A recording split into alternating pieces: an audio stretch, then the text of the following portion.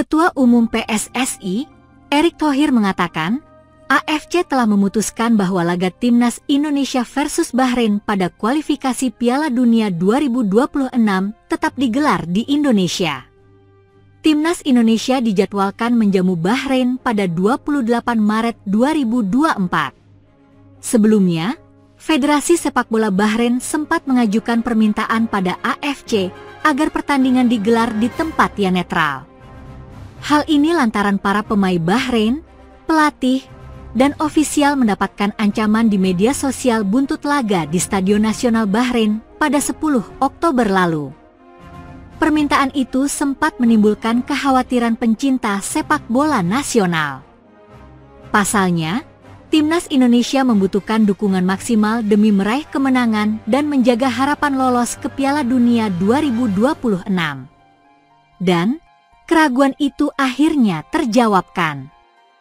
Ketua Umum PSSI, Erick Thohir memastikan bahwa laga tersebut akan tetap berlangsung di Indonesia.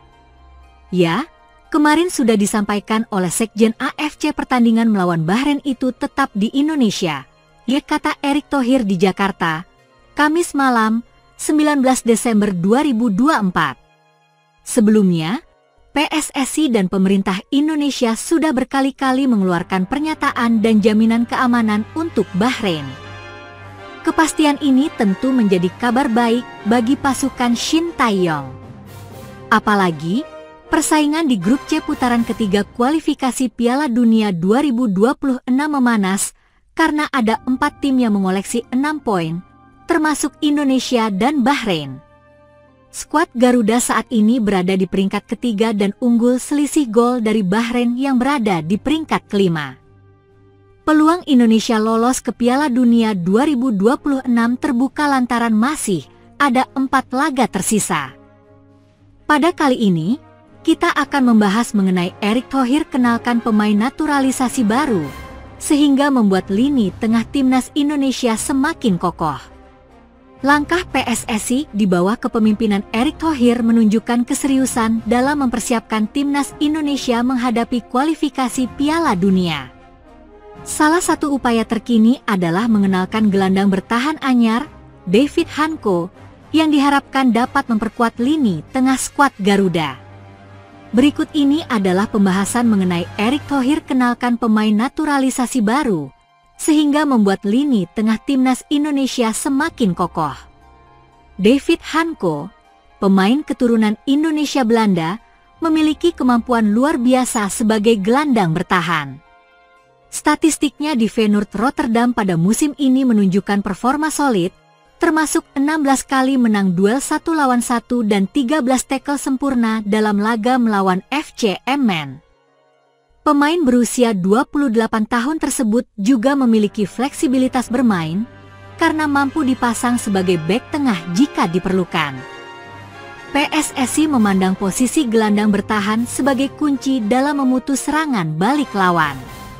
David Hanko dinilai sebagai pemain yang tepat untuk mengisi kekosongan tersebut berkat pengalamannya di level klub Eropa yang kompetitif. David Hanko mengirimkan sinyal positif terkait keinginannya membela Timnas Indonesia. Kekecewaannya terhadap pelatih Timnas Belanda, Ronald Koeman, yang tidak pernah memanggilnya, membuka peluang besar bagi PSSI untuk merekrutnya melalui proses naturalisasi. Kabar tersebut semakin menguat setelah David Hanko memamerkan foto bersama keluarganya di Indonesia, yang mana hal tersebut memberikan isyarat kuat untuk bergabung dengan skuad Garuda. Dampak kehadiran Hanko bagi Timnas Indonesia.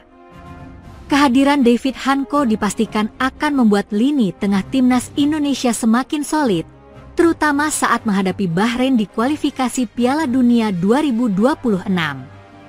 Skill individu David Hanko, ditambah dengan pengalaman bermain di klub besar seperti Feyenoord, akan menjadi modal penting bagi Timnas Indonesia untuk bersaing di level internasional. Selain itu, fleksibilitas posisinya semakin memberikan opsi taktik yang lebih luas bagi pelatih Shin Tae-yong. Persiapan menuju kualifikasi Piala Dunia. Dengan tambahan pemain seperti David Hanko, peluang timnas Indonesia menuju Piala Dunia semakin terbuka.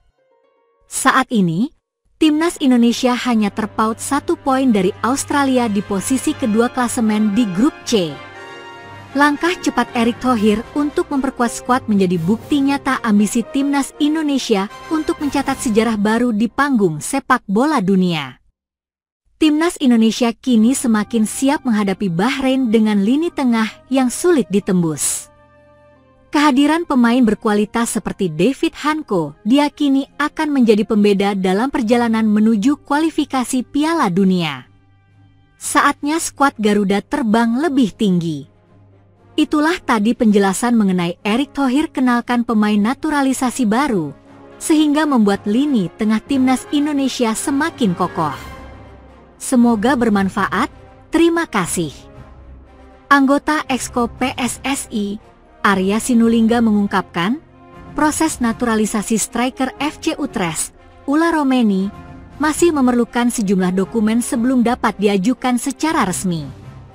Hingga saat ini, Menpora, Dito Aryo Tejo, belum menerima pengajuan resmi dari PSSI terkait naturalisasi Ula Romeni.